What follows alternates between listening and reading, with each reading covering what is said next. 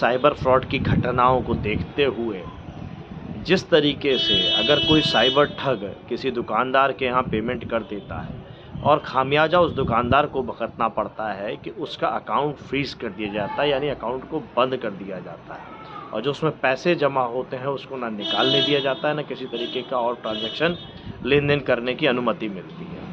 यानी अपराध कोई करता है और उसकी सज़ा दुकानदार को भुगतनी पड़ती है।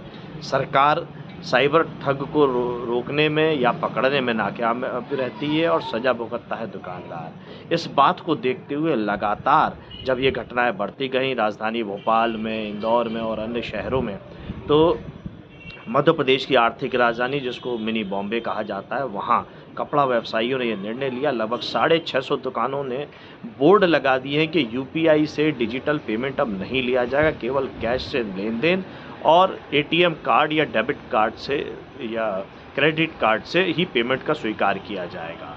तो ये सरकार की बड़ी नाकामयाबी है। नोटबंदी लेकर के आए थे डिजिटल फॉर्मेट को आगे बढ़ाने के लिए कि डिजिटल कैश लेन देन होगा, यूपीआई की व्यवस्था अच्छी होगी, भीम ऐप लेकर के आए थे, लेकिन दिख रहा है पूरी तरीके से साइबर ठगों के सामने सरकार विफल है। भारतीय जनता पार्टी की सरकार नतमस्तक है, साइबर ठगों को पकड़ने में नाकामयाब है और आम जनता और दुकानदार भयभीत हैं।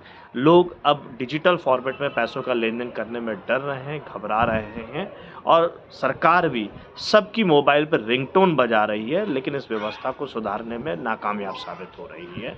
और तत्काल सरकार इन सब व्यवस्थाओं को दुरुस्त करे, लोग अपने पैसों के लेन देन को करने में सहज महसूस करें, असहज ना करें। डर का भाव जो लोगों के बीच में पैदा हो गया है, वो इस डिजिटल क्रांति में जहाँ दुनिया तरक्की कर रही है, उन्नति कर रही है, वहाँ हमारे देश में घबराहट और डर और भय का माहौल है। ये बहुत ही दुखद है, दुर्भाग्यपूर्ण है। भारतीय जनता पार्टी की, आरएसएस की सरकार इस ओर ध्यान दें।